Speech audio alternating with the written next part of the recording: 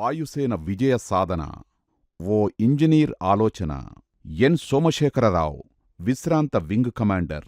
అనుసృజన ఓలేటి శ్రీనివాస భాను. సహకారం శ్రీమతి సి సుజాత. ప్రథమ audio edition September 2024. Audio recording MS Naveen Kumar, SN recording studios, Madhuranagar, Ameerpet, Hyderabad. Voice artist M Sunil.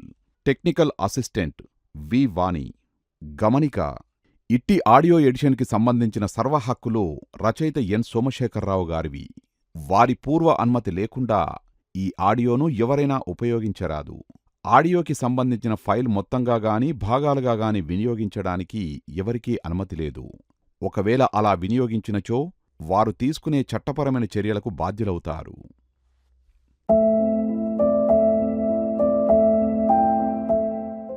ముందు మాట: sigma might of people is equal to might of nation శీర్షికతో సంకలితమైన ప్రతిని పూర్తిగా చదివే అవకాశం నాకు లభించలేదు. రాతప్రతిలో కొన్ని భాగాలను మాత్రమే చదివాను. ఇదే పుస్తకం మార్పులు చేర్పులతో and engineers innovation wins battles and other reflections పేరుతో పునర్ముద్రితమైంది. అయినప్పటికీ ప్రతిభావంతుడైన ఓ సాంకేతిక అధికారి తన పూర్తి ఉద్యోగ కాలంలో సైద్ధాంతిక పరిజ్ఞానాన్ని ఆచరణలో అన్వయించి భారత వాయుసేనకు అందించిన అద్భుత ఫలితాల పట్ల ఎంతగానో ఆనందిస్తూ ఈ 4 మాటలు రాస్తున్నాను. సైన్యం చరిత్రలో విస్మృత వీరుల గాథలు పునరావృతమవుతూనే ఉంటాయి. సోమశేఖర్ ఆ దురదృష్టవంతుల కోవలోకి వస్తారు. ఆయన శ్రమకు, వితరణకు లభించాల్సినంత గుర్తింపు లభించలేదు. 1960 దశకం మధ్యలో వింగ్ కమాండర్ పదోన్నతిపై లైట్నింగ్స్ స్క్వాడ్రన్ కమాండ్ బాధ్యతలు చేపట్టాను. అప్పట్లో ఈ విభాగం పరిధిలో Hunter MK-56 fighter air craft దళం ఉంది. అదృష్టం కొద్దీ ఆ దేశ పర్యవేక్షణలో పూర్తి నిబద్ధతతో, అంకితభావంతో సేవలందించే యువ పైలట్లు, సాంకేతిక అధికారులు నాకు లభించారు. యువకుడైన పైలట్ ఆఫీసర్ ఎన్ఎస్ రావు వయసులో చిన్నవాడైనా తన వృత్తిపరమైన ప్రతిభా పాటవాలను ప్రదర్శించేందుకు అట్టే సమయం తీసుకోలేదు. కొద్ది కాలంలోనే మా స్క్వాడ్రన్కి గర్వకారణంగా నిలిచారు. నేను ఆ దేశ బాధ్యతలు చేపట్టగానే తనకు అప్పగించిన పనిని నా సంతృప్తి మేరకు నిర్వహించే ప్రతిభావంతుడైన ఈ యువ సాంకేతిక అధికారి నా దృష్టిని ఆకర్షించారు. దాంతో తన పర్యవేక్షక అధికారుల ప్రమేయం లేకుండా నేరుగా అతడికి పనులు అప్పగించడం మొదలుపెట్టాను. ఈ నిర్ణయం పట్ల నేను ఏనాడూ చింతించలేదు. భారత వైమానిక దళం అప్పట్లో హంటర్ మార్క్ 56 అప్గ్రేడెడ్ వెర్షన్స్ కొనుగోలు చేయాలని నిర్ణయించింది. వాటిని చేర్చుకునే మొట్టమొదటి స్క్వాడ్రన్ మాదే కావడం విశేషం. మార్క్ 56Aని యూకే నుంచి ఇండియాకు తీసుకువచ్చేందుకు నేను వ్యక్తిగతంగా చాలా ఫెర్రీస్ నిర్వహించాను. ఆపరేషన్ రేంజ్ని రెట్టింపు చేసేలాగా చెరో వింగ్ అంటే రెక్క కింద 230 గ్యాలన్ల డ్రాప్ ట్యాంక్స్ మోసుకు వెళ్లడం దీని ప్రత్యేకత. దురదృష్టవశాత్తు ఈ ఎయిర్ క్రాఫ్ట్లో ఉన్న అతిపెద్ద లోపం ఏమిటంటే ఈ 2 భారీ డ్రాప్ ట్యాంకులు వింగ్స్ కింద భాగంలోని ఇన్బోర్డు స్టేషన్లో మాత్రం అమర్చగలం. అధిక బరువు వల్ల అవుట్బోర్డు స్టేషన్లో అమర్చడానికి వీలులేదు. దీనికి తోడు స్టోర్స్ని విడుదల చేసేందుకు వీలుగా క్యాట్రిడ్జ్లను ఫైర్ చేసి ఎజెక్టర్ రిలీజ్ యూనిట్స్ కూడా వాటికే అమర్చి ఉన్నాయి. దీనివల్ల అయితే భారీ డ్రాప్ ట్యాంక్స్ లేదా ఆయుధ సామగ్రి ఈ రెండింటిలో ఏ ఒక్క వాటిని మాత్రమే ఇన్బోర్డు స్టేషన్లో మోసుకు వెళ్లడం వీలవుతుంది. ఈ సమస్య గురించి నాతో చర్చిస్తూ పైలట్ ఆఫీసర్ ఎన్ఎస్ రావు చక్కని పరిష్కారంతో నా ముందుకు వచ్చారు.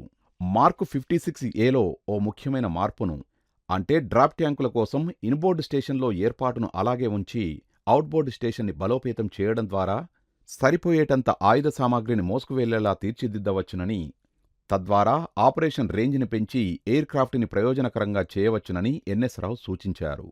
ఇది నాకు చెవుల్లో అమృతం పోసినట్లనిపించింది. సంగీతంలాగా వినిపించింది. ఎయిర్ హెడ్ క్వార్టర్స్ నుంచి అనుమతులు రాగానే ఎయిర్ క్రాఫ్ట్లో మార్పులు చేపట్టే మొత్తం బాధ్యతని పైలట్ ఆఫీసర్ ఎన్ఎస్ రావుకే అప్పగించాను. ఇది చాలా క్లిష్టమైన పని. అనుకున్నంత తేలిక కాదు. ఎందుకంటే మొత్తంగా రీవైరింగ్ చేయాలి.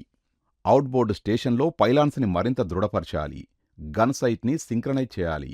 ఇవన్నీ రికార్డు టైంలో పూర్తయ్యాయి. మార్పులు చేసిన తర్వాత మార్క్ 56A ఎయిర్ క్రాఫ్ట్ను పనితీరును స్వయంగా ఫ్లయింగ్ సార్టీస్ ద్వారా పరీక్షించి చూశాను. దాని అవుట్బోర్డు స్టేషన్కి ఆయుధ సామాగ్రిని అమర్చి ఢిల్లీ వెలుపల తిల్పత్ ఫైరింగ్ రేంజ్లో పాడ్స్ నుంచి స్నిబ్ రాకెట్స్ను, ఎయిర్ ఫీల్డ్లో డమ్మీ బాంబులు విజయవంతంగా ప్రయోగించగలిగాను. ముందస్తుగా చేపట్టిన ఈ 2 పరీక్షలు నాకు సంతృప్తికర ఫలితాలనిచ్చాయి. లక్ష్యాలను నేరుగా గురిచూసి ఛేదించగలిగాను. ఈ మార్పు దీర్ఘకాలంలో మన దూకుడును పెంచింది. సరిపోయేంత ఆయుధ సామాగ్రితో శత్రు భూభాగాలలోకి చొచ్చుకొని దాడి చేసే వీలును కల్పించింది.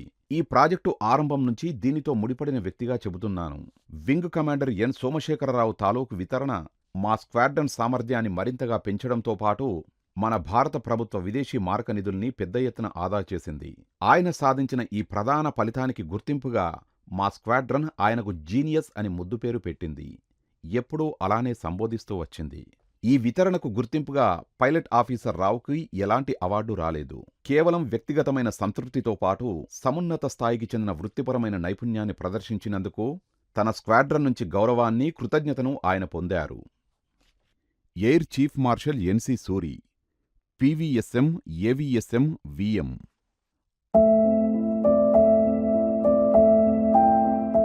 ఆముఖం. పెద్ద సంఖ్యలో మనుషులు బృందంగా ఏర్పడి తమ వంతుగా చిన్నవో పెద్దవో సమర్పించినప్పుడు అవి స్ఫూర్తిదాయకమైన కథనాలవుతాయి. ఎన్ సోమశేఖరరావు, విశ్రాంత వింగ్ కమాండర్. ఎంత జటిలమైన సమస్యనైనా అత్యంత సహజంగా, ఉత్సాహంగా, తెలివితేటలతో అధిగమించే లక్షణం భారతీయులకు సహజం. దీన్ని తక్షణమే ప్రేరేపించి ఆ కథనాలను హిమాలయ శిఖరమంత సమున్నతం చేస్తాయి. దీనికి ఉదాహరణ వ్యక్తిగత జీవితంలో నేను మనసు పెట్టి చేసిన ఓ పని. స్పష్టంగా చెప్పాలంటే హంటర్ ఎయిర్క్రాఫ్టులో నేను తీసుకొచ్చిన మార్పు. ఈ పుస్తకానికి ముందు మాట రాసిన air chief marshal N C Suri గారు, నేను పనిచేసిన హంటర్ స్క్వాడ్రన్ లైట్నింగ్స్కి కమాండింగ్ ఆఫీసర్గా వింగ్ కమాండర్ హోదాలో ఉన్న రోజుల్లో నేను ఆ మార్పును తీసుకురాగలిగాను. ఇందులోని మిగిలిన అంశాలు, అధ్యాయాలు నా కథనాలు, పరిశీలనలు మాత్రమే. ఇవి వారి ముందు మాటల పరిధిలో లేవు. సమస్యను తెలివితేటలతో తక్షణమే అధిగమించడం ఓ రకమైన సృజనాత్మకత. ఇది కేవలం లలిత కళలకే పరిమితమని జనబాహుల్య భావన. కాని ఇది అన్ని రంగాలకు వర్తిస్తుంది. సృజనాత్మకత అంటే ఓ ఆలోచనను సానుకూల దృక్పథంతో దర్శించడం, దానికి చేరువగా వెళ్లడం. క్లుప్తంగా చెప్పాలంటే చిన్నవి పెద్దవి అన్న తేడా లేకుండా జీవితానికి సంబంధించిన వివిధ సమస్యలతో సానుకూల పరిష్కారం దిశగా వ్యవహరించడం కాకపోతే అంతిమంగా సమాజానికి, దేశానికి చేకూరిన లబ్ధిని ఈ సృజనాత్మకతకు కొలబద్దగా తీసుకోవాల్సి ఉంటుంది. ప్రతికూల ఫలితాలకు దారితీసే వితరణ సృజనాత్మకత కాదని, అది విధ్వంసహేతువని గుర్తించాల్సి ఉంటుంది. గతాన్ని సమీక్షించుకుంటే ఉద్యోగం తొలి దశలోనే నేను నిలకడతో కూడిన సృజనాత్మక విద్యార్థినని చెప్పగలను. అప్పుడే కళాశాల ప్రాంగణం నుంచి తాజాగా వెలువడ్డ ఇంజనీరుగా నేను పనిలో ప్రవేశించిన సంస్థ కోసం మొదటి వెల్డింగ్ ట్రాన్స్ఫార్మర్ను డిజైన్ చేసి రూపొందించాను. మరో 5 పైచిలుకు ఉత్పత్తులకు దోహదం చేశాను. ఉస్మానియా విశ్వవిద్యాలయ మేనేజ్మెంటు పీజీ కోర్సులో 7 కన్నా ఎక్కువ బ్యాచ్ల విద్యార్థులకు సృజనాత్మకత గురించి పాఠాలు బోధించాను. వివిధ విభాగాలని అనుసంధానించేలా సరికొత్త సృజనాత్మక ఆవిష్కరణల దిశగా నా విద్యార్థులను ప్రోత్సహించాను. ప్రపంచంలో ఎక్కువ మంది అల్ప ప్రయోజనాల కోసం పరుగులు తీయకుండా తమ సృజనాత్మక సామర్థ్యాన్ని సంస్థాగత, సామాజిక ప్రయోజనాల దిశగా వినియోగించగలరని ఆశిస్తున్నాను. సామాజిక సృజనాత్మకతకు సంబంధించి భారత ప్రధాని నరేంద్ర మోడీ గారు తొలి విడత అధికారాన్ని చేపట్టిన సమయంలో ప్రవేశపెట్టిన జన్ధన్ యోజన చక్కని ఉదాహరణగా నిలుస్తుంది. లక్షిత బృందానికి ఆర్థిక లబ్ధిని నేరుగా చేర్చేందుకు ఇది దోహదపడుతుంది. ధరల్ని ప్రభావితం చేసి కృత్రిమమైన కొరతను సృష్టించి అవినీతికి దారితీసేలా వ్యవహరించే మధ్యవర్తుల్ని తొలగించడం ద్వారా నిధుల దుర్వినియోగాన్ని అరికట్టి అర్హులైన పేదలకు అందించడంలో సహాయపడుతుంది. అవినీతి ఏ స్థాయిలోనైనా నకారాత్మక లక్షణానికి నిలువెత్తు ఉదాహరణ. అది సృజనాత్మక కార్యకలాపాలకు హాని చేస్తుంది. సృజనాత్మకత కొంతమేరకైనా అవినీతికి అడ్డుకట్ట వేస్తుంది.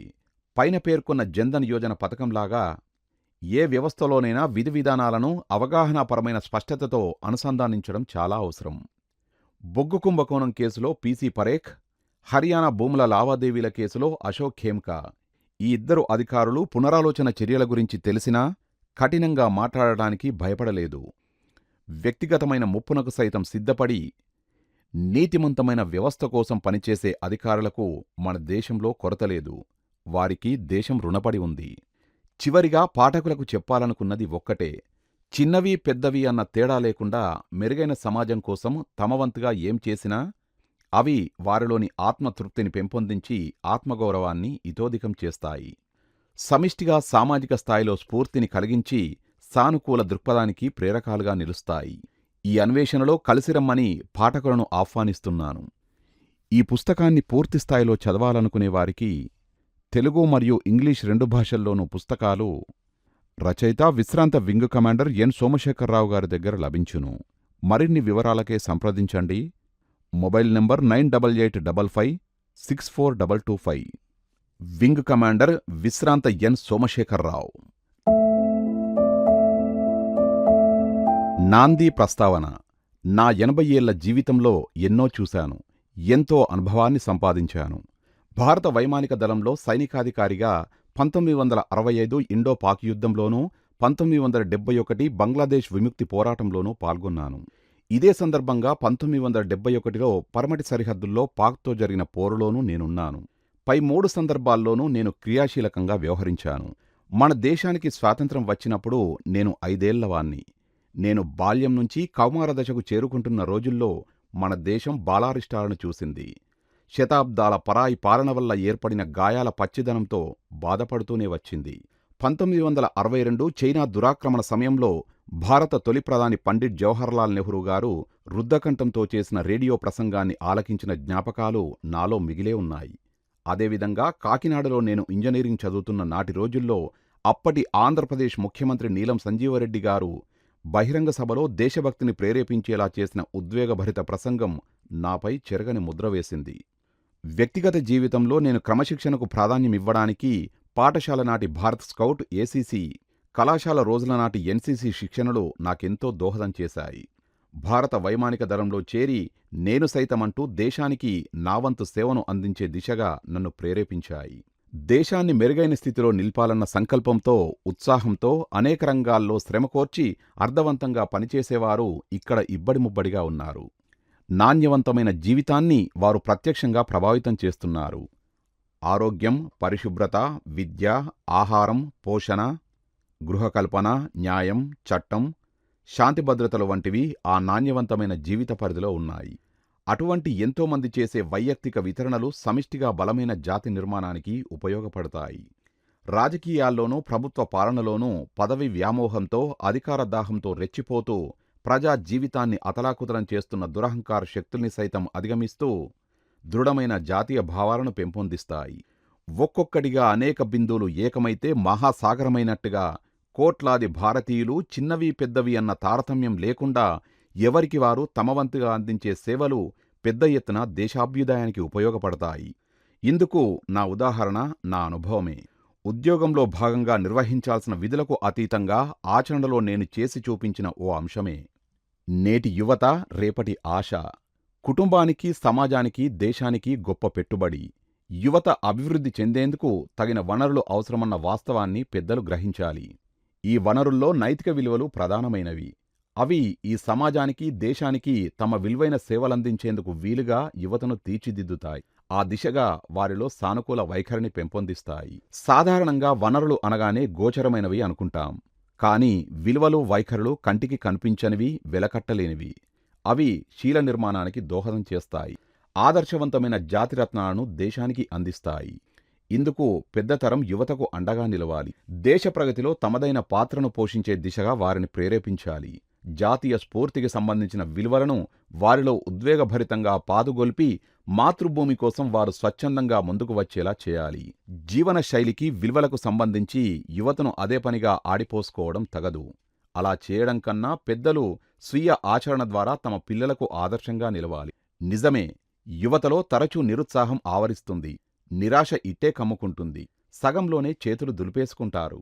కాడెను దించి గట్టెక్కిపోవాలని చూస్తారు. ఈ దేశంలో తమకు భవిష్యత్తు లేదని, మెరుగైన అవకాశాలు లభించే దేశాలకు తరలిపోవాలని ఆరాటపడతారు. ఇందుకు పూర్తిగా యువతను తప్పుబట్టలేం. ఎందుకంటే అధికార దాహంతో రెచ్చిపోయే రాజకీయ నాయకులకు ఇక్కడ కొరతలేదు. వారికి కావలసినంత రక్షణ లభిస్తోంది. పొగరుమోతో అధికారగణం, దేన్నీ పట్టించుకోని సిబ్బంది, కదలని ఫైళ్లు, కాని పనులు, కాగితాలకే పరిమితమైన అభివృద్ధి గణాంకాలు. ఇటువంటి పాలనా వ్యవస్థలో ప్రభుత్వ విధానాలకు పక్షవాతం రాక ఏమవుతుంది? ఉపాధి అవకాశాలకు కొరత, ఉద్యోగాలకు కరువు, పెరిగిన జనాభా, హెచ్చిన అవినీతి. అలా వెనక్కి తిరగ్గానే ఇలా పాతరవేసే పరిస్థితులు. అడుగడుగునా ప్రతికూలత కరడుగట్టిన ఇలాంటి ప్రపంచంలో సానుకూలతను ఎలా ఆశించగలం? సజావుగా ఉండే సన్నివేశాన్ని ఎలా దర్శించగలం? ప్రతికూలత దరిదాపుల్లో ఆశ బతకలేదు. తప్పించుకుంటే తప్ప మనుగడ లేదు. పండోరా బాక్స్ కథ గుర్తుందా? అసూయ, కపటం, నీచత్వం లాంటి ప్రతికూల సంకేతాలు ఎగిరిపోయిన తర్వాతే రెక్కలు ఆడిస్తూ ఆశ బయటపడుతుంది. సాధారణంగా ప్రతికూలత ఎదురైన సందర్భాల్లో వెనుకంజ వేస్తాం, ఉక్కిరిబిక్కిరవుతాం. కాని అది మనతో సవాలు చేస్తుంది. చేతనైతే పరిష్కరించమంటుంది.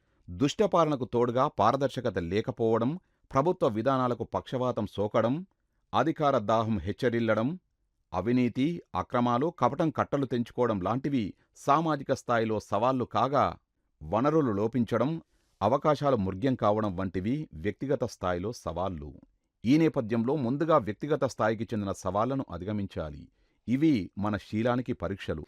ఇవి తమను గెలవాలంటే సానుకూల వైఖరిని పెంపొందించుకోమంటాయి, వ్యక్తిత్వాన్ని సంతరించుకోమని చెబుతాయి. ఉద్యమశీలతను, కుశాగ్రబుద్ధిని జోడించి ఎదిగేందుకు, నేర్చుకునేందుకు మనకు అవకాశాన్ని కల్పిస్తాయి. అందువల్ల సమస్యకు మొహం చాటేయడమా, సవాళ్లను స్వీకరించి పరీక్షలో నెగ్గడమా, ఎంపిక మనదే. ఈ ప్రపంచంలో మెరుగ్గా ఉండాలని అందరూ కోరుకుంటారు. మహాకవి గురజాడ చెప్పినట్లు పూని ఏదైనా ఒక మేలు చేసి జనులకు చూపేవారు మాత్రం తక్కువ సంఖ్యలో ఉంటారు. అలా కాకుండా చిన్నది పెద్దది అని తేడా చూడకుండా కోట్ల సంఖ్యలో జనం సానుకూల దృక్పథంతో తమ వంతుగా నిర్మాణాత్మకమైన పనులు చేసి చూపిస్తే ఫలితం ఎలా ఉంటుంది? అనేక బిందువులు కలగలిసిన అఖండ సింధువులుగా ఉండదు. వేల మైళ్ళ ప్రయాణమైనా ఒక్క అడుగుతోనే ఆరంభమవుతుంది అన్న జనగురువు లావోట్సు సుభాషితాన్ని గుర్తుకు తెచ్చుకుందాం. అమెరికా అధ్యక్షుడు జాన్ కెనడీ క్యూబాతో జరిగిన క్షిపణి సంక్షోభంలో తరచూ ఈ సూక్తినే ఉటంకించేవారు. క్లిష్ట పరిస్థితుల్లో మనం ఋషుల మాటలను గుర్తు చేసుకుంటాం. ప్రస్తుతం మనం అలాంటి స్థితిలోనే ఉన్నాం. అవును, పర్యావరణానికి చెప్పలేనంత విఘాతాన్ని కల్పించాం. వ్యక్తిగత జీవితాలను సంక్లిష్టం చేసుకున్నాం. సాటివారితో తీవ్రంగా విభేదిస్తూ సహనశీలతను కోల్పోయాం.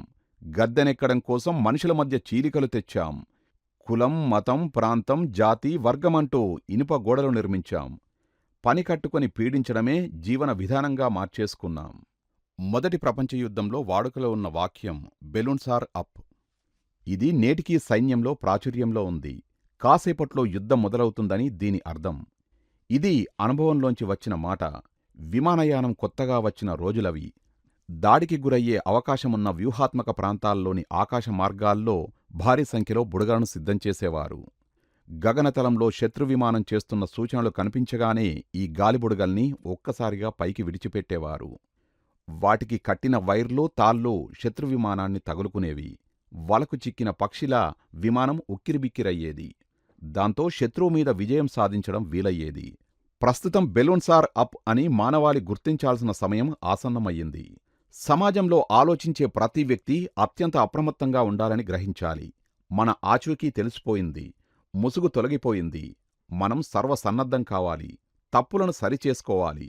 మనం వేసే ప్రతి అడుగు, తీసుకునే ప్రతి నిర్ణయం ప్రయాణాన్ని ప్రభావితం చేస్తాయని గ్రహించాలి. ఈ ప్రపంచాన్ని మెరుగ్గా ఉంచుదాం. సురక్షిత నివాస స్థలంగా మార్చుకుందాం. అది మన ఇంటి నుంచే మొదలుపెడదాం. అది ప్లాస్టిక్ వ్యర్థాలను, చెత్తాచెదారాన్ని కేటాయించిన జాగలోనే ఉంచడం వంటి తేలికపాటి పని నుంచి మొదలుకొని ఈ ప్రపంచ సానుకూలతను గుణాత్మకంగా పెంపొందించేందుకు మనదైన మార్గాన్ని కనుగొందాం. అప్పుడు మనం ఈ సమాజం బాగోగుల వైపు దృష్టి సారించగలం. ఒక ప్రయోజనకరమైన కారణం కోసం భావసారూప్యత కలిగిన వారితో కలిసి పరుగులో పాల్గొందాం. న్యాయం కోసం నిర్వహించే ప్రదర్శనలో కొవ్వొత్తి వెలిగిద్దాం. మీ హృదయానికి బాగా హత్తుకున్న ఓ అంశాన్ని ఎంపిక చేయండి. వ్యక్తిగత ఉదాహరణ ద్వారా ప్రేరణ పొందాలన్న ప్రయత్నమే నా ఈ పుస్తక రచన. పాఠకులు, ముఖ్యంగా యువతరానికి చెందినవారికి ఉజ్వల భవిష్యత్తు ఉంది. ఇందుకోసం వారు అవరోధాలు ఎదురైనా సరే సానుకూలత దిశగా సాగిపోవాలి. ఈ ప్రపంచంలో సానుకూలమైన మార్పుల కోసం ఉద్యోగపరమైన విధులకు అతీతంగా మీ వంతుగా ఏదైనా సాధించండి. జీవితంలో మీ వాటా ఎంతైనా కావచ్చు.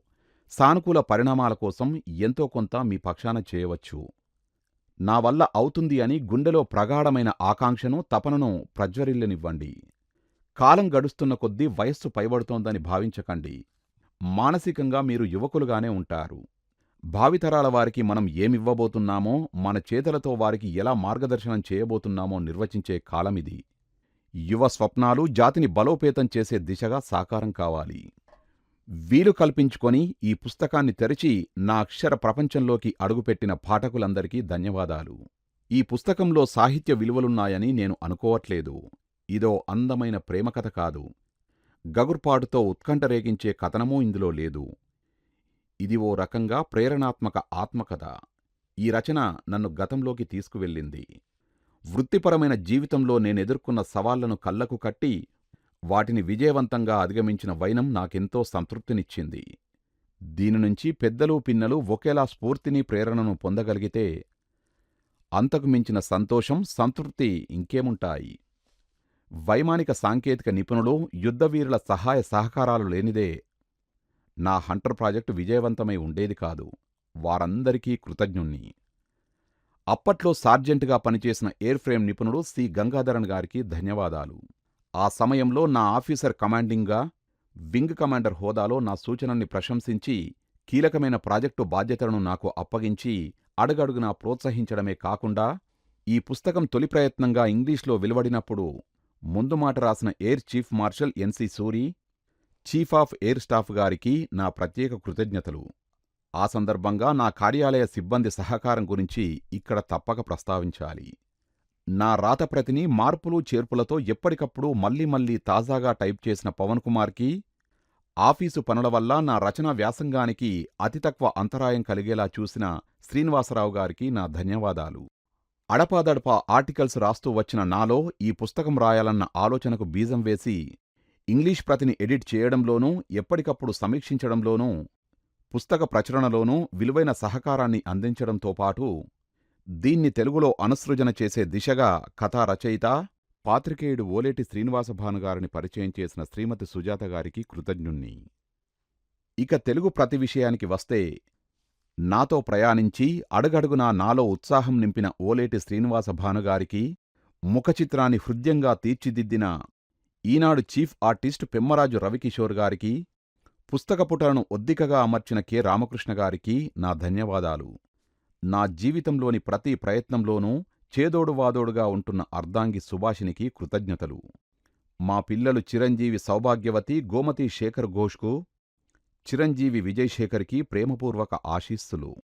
ఈ అనుభవాల సంపుటిని గర్వకారణమైన నా భారత జాతికి వినమ్రంగా సమర్పిస్తున్నాను. నా కృషి నుంచి ప్రేరణ పొందగలరని ఆశిస్తూ, ఆకాంక్షిస్తూ ఈ అక్షర సమూహాన్ని మీతో పంచుకుంటున్నాను.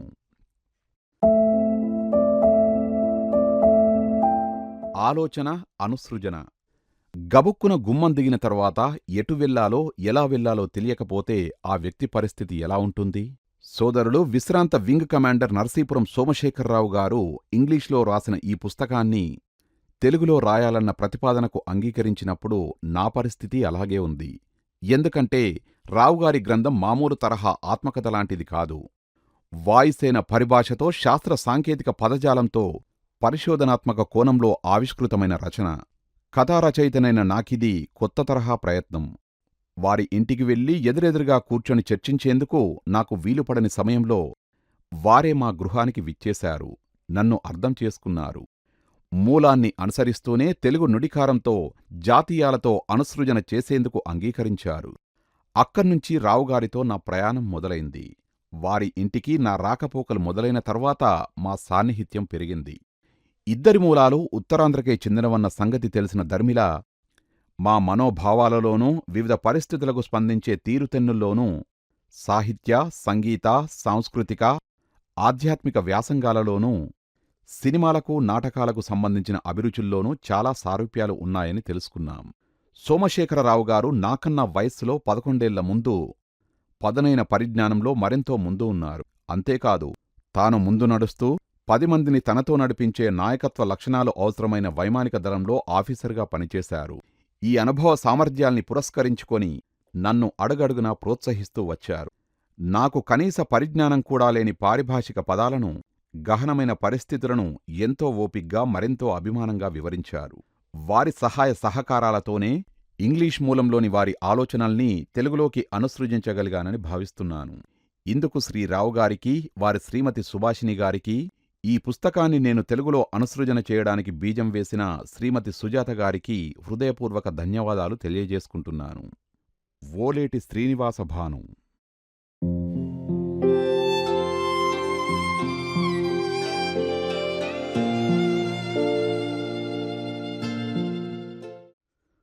ఓం నమః. నా మూలాలలోకి వెళ్తే ఓ చిన్న పట్నం కుర్రాన్ని. నా బాల్యం 3 ప్రాంతాల్లో గడిచింది. సాలూరు, వీరఘట్టం, కుంట. కుంట ఓ మారుమూల కుగ్రామం. అప్పటి మధ్యప్రదేశ్లోని బస్తర్ జిల్లాలో ఉండేది. ఇప్పుడది ఛత్తీస్గఢ్లో మార్క్సిస్టు ప్రభావం ఎక్కువగా ఉన్న సుకోమా జిల్లాలో సీలేరు నది ఒడ్డున ఉంది. నా తొలినాటి బాల్యం కుంటలోనే గడిచింది. ఆ గ్రామాన్ని విడిచిపెట్టిన తర్వాత కూడా అనుబంధం కొనసాగింది. 1957 వరకు ఏటా వేసవి సెలవులకు కుంట వెళ్లేవాణ్ణి. మా మాతామహులు కొట్టక్కి సోమన్నగారు సాలూరులో తమ తండ్రి కూర్మన్న పట్నాయక్ గారి పేరిట నెలకొల్పిన పాఠశాల. అంతర్చిత్రంలో సోమన్నగారు. నా ప్రాథమిక విద్యాభ్యాసం 1948 నుంచి 1951 వరకు వీరఘట్టంలో సాగింది. అదో చిన్న పట్నం. అక్కడ్నుంచి నా మకాం సాలూరులోని నా మాతామహుల ఇంటికి మారింది. అక్కడ నేను 1951 నుండి 57 సంవత్సరాల కాలంలో 7వ తరగతి నుంచి 11వ తరగతి వరకు చదువుకున్నాను. వాటిలో 7-8 తరగతులు మా మాతామహులు దివంగత కొట్టక్కి సోమన్న పట్నాయక్ గారు నెలకొల్పిన కేహెచ్ఈ స్కూల్లో చదివాను. కూర్మన్నగారి హయ్యర్ ఎలిమెంటరీ స్కూల్లో చదివాను. సోమన్న పట్నాయక్ గారు తమ పాఠశాలను తమ తండ్రి కూర్మన్నగారి పేరిట నెలకొల్పడం విశేషం. 8వ తరగతి పబ్లిక్ ఎగ్జామ్ పాసైన తర్వాత 9 నుంచి ఎస్ఎస్ఎల్సీ వరకు నా చదువు ప్రభుత్వోన్నత పాఠశాలలో సాగింది. సాలూరు జీవితం నాకు సంతోషాన్ని, సంతృప్తిని ఇచ్చింది. తరగతిలో నేను ప్రథముడిగా రాణించిన రోజులవి. దానికి తోడు విద్యాయేతర కార్యకలాపాల్లో సైతం క్రియాశీలకంగా వ్యవహరించేవాణ్ణి. స్కౌట్స్, ఏసీసీ, ఎన్సీసీ, నాటకాలు, డిబేట్లు, రామన్ సైన్స్ క్లబ్లో సభ్యత్వం, పోటీల్లో బహుమతులు వంటివి నా తొలినాటి రోజుల్లో స్ఫూర్తిని నింపాయి. ఈ సందర్భంగా నేను ఎప్పటికీ గుర్తుంచుకునే 2 గొప్ప వ్యక్తులున్నారు. జడత్వాన్ని పెనవేసుకున్న సాలూరులాంటి ఓ మార్మూల చిన్న పట్టణాన్ని వారు చైతన్యవంతం చేశారు. మొదటి వ్యక్తి మా సైన్స్ మాస్టారు శ్రీ చాడా సాంబశివరావు గారు. గురుశిష్య పరంపరకు చెందిన గురువాయన. ఆయన పాఠాలకు మాత్రమే పరిమితం కాలేదు. మాలో నైతిక విలువల్ని పెంపొందించారు. స్వీయ ఆచరణ ద్వారా క్రమశిక్షణను మాలో పెంచి పోషించాయి. మా స్కూల్లో రామన్ సైన్స్ క్లబ్ నెలకొల్పిందే ఆయన. క్లబ్ ఆధ్వర్యంలో ఎన్నో వర్క్షాప్స్ నిర్వహించేవారు. అంతేకాదు, సొంతంగా ఓ లిఖిత మాసపత్రికను సైతం మా సాంబశివరావు మాస్టారే వెలువరించేవారు. ఆ పత్రిక ద్వారా సైన్స్ సంగతుల పట్ల మాలో అవగాహన పెరిగింది. శాస్త్రీయంగా ఆలోచించే నైజం అలవడింది. పాఠశాల వరకు సరే, బడి వెలుపల కూడా మా ప్రవర్తనపై ఆయన ఓ కన్నేసేవారు. ఎలాంటి హెచ్చరికలు లేకుండా రాత్రి 2వ ఆట జరుగుతున్న సమయంలో సినిమా హాళ్లను మాస్టారు తనిఖీ చేసేవారు. చదువు ఎగ్గొట్టి సినిమా చూస్తున్న పిల్లల్ని పట్టుకొని గట్టిగా మందలించేవారాయన. కొందరు పిల్లలైతే ఎత్తుగా, బలిష్టంగా, కామిక్స్లోని బలిసిన ఎలుకల్లాగా ఉండేవారు. చిట్టెలుకలా ఉన్నా, పందికొక్కుల్లా ఉన్నా సాంబశివరావు మాస్టారి నిఘా నుంచి తప్పించుకోవడం ఎవరికీ సాధ్యమయ్యేది కాదు. నయానో భయానో ప్రతి విద్యార్థి చదవాల్సిందే. ఫలితంగా అందరినీ విస్మయానికి గురిచేస్తూ అంతంత మాత్రం స్థాయికి చెందినవారు సైతం పరీక్షల్లో నెగ్గుకొచ్చేవారు. ప్రస్తుత డిజిటల్ యుగం నుంచి ఒక్కసారిగా వెనక్కి తిరిగి చూసుకుంటే ఆనాటి సంగతులు ఆశ్చర్యం గొలుపుతాయి. మా సాంబశివరావు మాస్టారి పుణ్యమాని జీవితాలు దారిలో పడ్డ కొందరు విద్యార్థులు నాకు వ్యక్తిగతంగా తెలుసు. వారంతా ఆయన వద్ద తర్ఫీదు పొందారు. మాస్టారి కనసన్నల్లో నడుస్తూ గట్టెక్కారు. సాంబశివరావు మాస్టారి దిశానిర్దేశాన్ని, తర్ఫీదును నేరుగా పొందకపోయినా వాటికి మించిందేదో నాకు లభించిందని నేను చెప్పగలను. ఆదర్శవంతమైన వారి క్రమశిక్షణ, నైతిక ప్రవర్తన నాలో స్ఫూర్తిని నింపాయి. నా భావి జీవితానికి ప్రేరణ అందించాయి.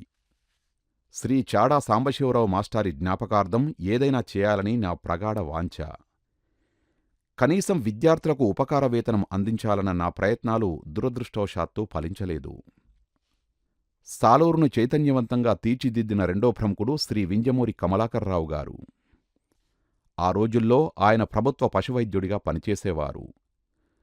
సాలూరులో స్కౌట్ను మొదలుపెట్టి క్రియాశీలక పాత్ర పోషించి యువతలో చైతన్యాన్ని నింపారు. ఆ ఇద్దరూ వెళ్ళిపోయిన తర్వాత సాలూరులో సామాజిక కార్యకలాపాలు చల్లబడిపోయాయని విని బాధపడ్డాను. ఒకటి మాత్రం నిజం. అప్పటికి నేను కౌమారం దాటి యవ్వనానికి చేరువగా ఉన్నందువల్ల సాంబశివరావు మాస్టారు, కమలాకర్రావు గారు నాపై చెరగని ముద్రవేసి నాపై సానుకూల ప్రభావం చూపారన్న వాస్తవాన్ని నేను గ్రహించలేకపోయాను.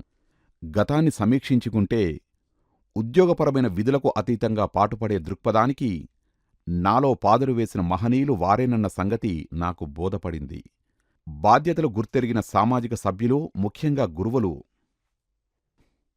మనలో విలువలకు పీటవేసి వైఖరిని చక్కని బాటలో నడిపిస్తారు.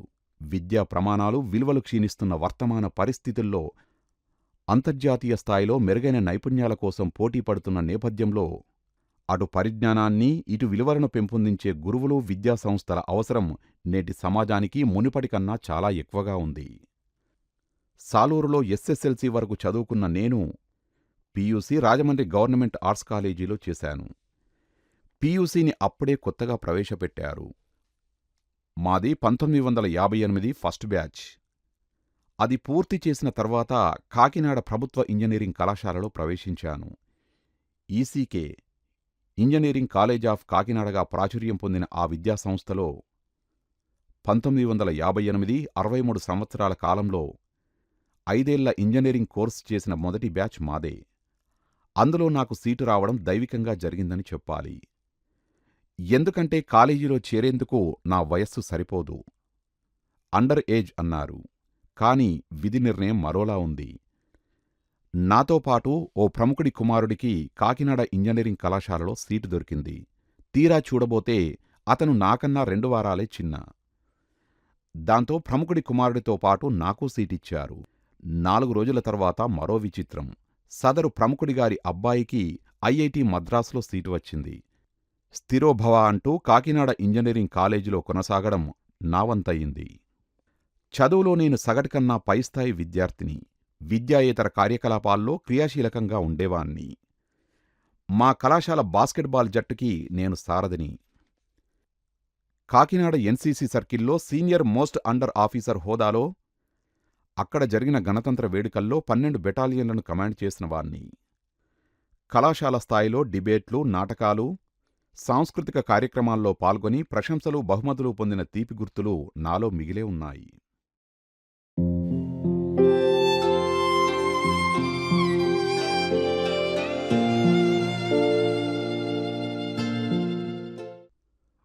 నా స్క్వాడ్రన్ జీవితం. భారతీయ ప్రామాణికంలో నేను చేరడం దైవికం. డిఫెన్స్ సర్వీసెస్లో చేరాలని నాకెంతో ఆసక్తి. కాని నాన్నగారు సివిల్ ఉద్యోగంలో నన్ను చూడాలనుకున్నారు. ముఖ్యంగా భిలాయిలో అయితే బాగుంటుందనుకున్నారు. ఎందుకంటే అప్పట్లో ఆయన భిలాయిలో పనిచేసేవారు. ఒంటరిగా ఉండేవాడు. ఆయన ఆరోగ్యం అంతంత మాత్రంగా ఉండేది. అప్పట్లో నేషనల్ కోల్ డెవలప్మెంట్ కార్పొరేషన్, ఇప్పుడది Coal India Limited, Hindustan Aircraft Limited, ప్రస్తుతం Hindustan Aeronautics Limited, AP State Electricity Board, Aero Engine Factory, Sunabeda, Orissa. Orissa ప్రభుత్వంలో ఇన్స్పెక్టర్ ఆఫ్ ఫ్యాక్టరీస్ వంటి ప్రభుత్వ సంస్థలో నాకు ఉద్యోగావకాశాలు వచ్చాయి. కానీ బిలాయిలోని హిందుస్థాన్ కన్స్ట్రక్షన్ కంపెనీ లిమిటెడ్ అనే ప్రైవేటు కంపెనీలో చేరాను. అలా చేరడం వల్ల నేను ఓ కుమారుడిగా నాన్నగారి బాగోగులు దగ్గరుండి చూసుకునే అవకాశం కలిగింది. అక్కడ పనిచేస్తున్న రోజుల్లోనే భారత వైమానిక దళంలో నాకు అవకాశం వచ్చింది. ముందు నాన్నగారు అభ్యంతరం చెప్పినా తర్వాత అంగీకరించారు. ఎయిర్ ఫోర్సులో నేను చేరడం గురించి నాన్నగారి ద్వారా విన్న ఆయన ఉన్నతాధికారి మెచ్చుకున్నారట. అభ్యంతరం పెట్టొద్దని సలహా కూడా ఇచ్చారట. ఆ సంగతి విన్న వెంటనే మరి నాన్నగారి మనస్సు మారిపోకుండా హిందుస్థాన్ కన్స్ట్రక్షన్ కంపెనీ లిమిటెడ్కి వీడ్కోలు చెప్పాను. జులై 1964 బెంగళూరు జాలహల్లిలోని ఎయిర్ ఫోర్స్ టెక్నికల్ కాలేజ్. అందరూ టెక్నికల్ ఆఫీసర్స్ లాగే ఇండియన్ ఎయిర్ ఫోర్స్ నన్ను అక్కున చేర్చుకుంది. శిక్షణ మొదలైంది. ఇది కదలికలేని సివిలియన్ జీవితానికి, నిర్మాణాత్మకంగా ఉండే చైతన్యవంతమైన మిలిటరీ జీవితానికి మధ్య వారధిలాంటిది. అదో పరివర్తన దశ. బ్రిటిష్ రాయల్ ఎయిర్ ఫోర్స్ ప్రమాణాల్ని అనుసరిస్తూ ఇండియన్ ఎయిర్ ఫోర్స్ రూపొందించిన అలవాట్లు, పద్ధతులు పరిచయమయ్యాయి. అప్పటివరకు ఆలోచనల్లో పేరుకుపోయిన సంకుచిత ప్రాంతీయతత్వం స్థానంలో సువిశాలమైన జాతీయ దృక్పథం చోటు చేసుకుంది. భారతీయత పట్ల గర్వం, జాతీయ సమైక్యత పట్ల అభిమానం గుండెల నిండా విస్తరించిన క్షణాలవి. అక్కడ్నుంచి రక్షణదళ వాతావరణం, జీవనశైలి క్రమంగా నాలో అంకురించి, పుష్పించి, ఫలించే ప్రక్రియ మొదలైంది. శిక్షణలో భాగంగా ఆఫీసర్లు అధికారికంగానూ, మా సీనియర్ ట్రైనీ ఆఫీసర్లు అనధికారికంగానూ మా వ్యక్తిత్వాలను మలిచేవారు, మెరుగులు దిద్దేవారు. నిజానికి మా సీనియర్ ట్రైనీ ఆఫీసర్ల ద్వారా అనధికారికంగా మేం పొందిన శిక్షణ మాకెంతో మేలు చేసింది. తర్వాతి కాలంలో వారిలో చాలామందితో బలమైన అనుబంధాన్ని పెంపొందించి మాలో స్థైర్యాన్ని నింపింది. శిక్షణ కాలంలోనూ ఆ తర్వాత కూడా మా మధ్య ఏర్పడిన మైత్రిబంధం ద్వారా ఆ మార్పు స్పష్టంగా కనిపించింది. ఓ డిఫెన్స్ ఆఫీసర్ కావడాన్ని మించి ఈ మార్పును నేను ఆనందించాను. మా శిక్షణ వ్యవధిని ఏన్నర్థం నుంచి ఏడాదికి కుదించారు. వ్యవధిని తగ్గించినా శిక్షణకు సంబంధించిన నాణ్యత, ప్రమాణాలు, పాఠ్య ప్రణాళికల విషయంలో మాత్రం ఎక్కడా రాజీపడలేదు. 1962లో చైనా దురాక్రమణ చూసిన ఓటమి తరువాత రక్షణ దళాలను ఆగమేఘాల మీద బలోపేతం చేయాల్సిన ఆవశ్యకత ఏర్పడడంతో మా శిక్షణా వ్యవధిని కుదించక తప్పలేదు. ఇంకా చెప్పాలంటే శిక్షణ కోర్సుల సంఖ్యను పెంచారు. అంతకు మునుపు ఏటా నిర్వహించే 2 కోర్సులను పెరిగిన రక్షణ అవసరాల దృష్ట్యా రెట్టింపు చేశారు. దీనితో పాటు శిక్షణ కోర్సు కోసం ఎంపిక చేసే అభ్యర్థుల సంఖ్యను కూడా పెంచారు. పని గంటల సంఖ్య హెచ్చింది. విరామ సమయం తగ్గింది. ఎంపిక చేసిన కొన్ని దినాల్లో మాత్రమే సాయంకాలం ఆటల కోసం అనుమతించేవారు. ప్రతిరోజూ కఠోరమైన మానసిక, శారీరక శ్రమల్ని అధిగమిస్తూ 18 గంటలపాటు పనిచేయాల్సి వచ్చింది. అందులో ప్రతి నిమిషం విలువైనదే. ఆ పరిశ్రమ సత్ఫలితాలనిచ్చింది. మారే పరిస్థితులకు, ఎదురయ్యే సరికొత్త సవాళ్లకు దీటుగా మమ్మల్ని మేం మలుచుకునేలా చేసింది. సైనిక జీవితానికి అవసరమైన ప్రతి జటిలమైన అంశాన్ని మాకు నేర్పింది. అత్యంత ప్రతికూల వాతావరణాల్లో, క్లిష్టమైన కార్యనిర్వహణ ప్రదేశాల్లో పరికరాలతో, పరిసరాలతో నెగ్గుకు రావడానికి అవసరమైన దమ్ముని, ధైర్యాన్ని మాలో నింపింది. 1965 జులైలో మా శిక్షణ ముగిసింది. నెంబర్ 20 స్క్వాడ్రన్లో నాకు పోస్టింగ్ వచ్చింది.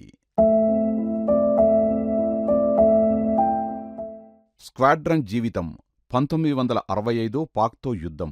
భారత వైమానిక దళంలో పనిచేసిన కాలంలో కొన్ని సంఘటనలు జరిగాయి. అవి నా జీవితాన్ని మలచాయి. నా దృక్పథాన్ని మలుపు తిప్పాయి. హంటర్ స్క్వాడ్రన్లో నేను ప్రవేశించిన కొన్ని నెలల్లోనే యుద్ధఘంటికలు మోగాయి. చంచుజురియన్ సెక్టార్లోకి పాక్ సైన్యం చొరబడింది. 1965 సెప్టెంబర్ 7వ తేదీన పఠాన్కోట్ స్థావరం మీద పాక్ వైమానిక దళ విమానాలు దాడి చేశాయి. ఆరంభం నుంచి ఓ ఆపరేషన్ బేస్లో నేను నియుక్తనయ్యాను. యుద్ధంలో ప్రత్యక్షంగా పాల్గొనడం అదో గగుర్పొడిచే అనుభవం. అప్పుడే విధి నిర్వహణకు అతీతంగా పనిచేసేందుకు కృతనిశ్చయున్నయ్యాను. 1965 ఇండో-పాక్ యుద్ధం తర్వాత భారత వైమానిక దళ చరిత్రలో ఓ మైలురాయి. స్వాతంత్ర్యం తర్వాత ఫైటర్ ఎయిర్క్రాఫ్ట్ రంగంలోకి దిగడం, అలాగే భారత్-పాక్ వైమానిక దళాలు పరస్పరం తలపడడం అదే మొదటిసారి. అది కూడా ఇండో-చైనా యుద్ధం జరిగిన 3 ఏళ్లకే. చైనా విషయంలో పొంచి ఉన్న ప్రమాదాన్ని ముందస్తుగా పసికట్టి అప్రమత్తం కాకపోవడంతో అప్పటి భారత ప్రధాని జవహర్లాల్ నెహ్రూ అవలంబించిన విధానాలపై తీవ్ర విమర్శలు చెలరేగాయి. మేకతోలు కప్పుకున్న తోడేలుని గుర్తించలేక హిందీ, చీనీ భాయ్ భాయ్ అంటూ నెహ్రూగారు స్నేహహస్తాన్ని అందించారంటూ దేశవ్యాప్తంగా వ్యతిరేకత వెల్లువెత్తింది. ఆ విమర్శలో నిజం లేకపోలేదు. భ్రాతృత్వం ముసుగుమాటున చైనా తాలూకు వికృత రూపాన్ని మన రాజనీతిజ్ఞులు గ్రహించలేకపోయారు. 1962లో వెన్నుపోటు పొడిచిన చైనా చేతిలో అనుభవించిన ఓటమిని భారతీయులు జీర్ణించుకోలేకపోయారు. దాని ఫలితంగా అందరిలోనూ దేశభక్తి పెల్లుబికింది. ఈ పరిణామాలను పాకిస్తాన్ ఓ కంట గమనిస్తూ వచ్చింది. చైనా చేతిలో మనం పొందిన ఓటమి దాయాదులకు తియ్యటి కబురులా వినిపించింది. దీన్ని అలసుగా తీసుకున్న పాకిస్తాన్ 1965లో మనమీద తెగబడింది. అలా చేయటంలో పొరబడింది కూడా. ఎందుకంటే చైనాతో పాకిస్తాన్కి పోలికలేదు. చైనాకిలా భ్రాతృత్వ ముసుగులేదు. భారత వాయుసేనలో హాకర్ హంటర్స్తో పాటు భారత్లో తయారైన Folland Gnats, de Havilland Vampires, Canberra bombers, MiG-21 వంటివి పెద్ద సంఖ్యలో ఉన్నాయి. పాక్ వైమానిక దళంలో బ్రిటిష్ కాన్బెరా బాంబర్స్తో పాటు అమెరికన్ F-86 సేబర్స్ స్టార్ ఫైటర్స్ ఉన్నాయి.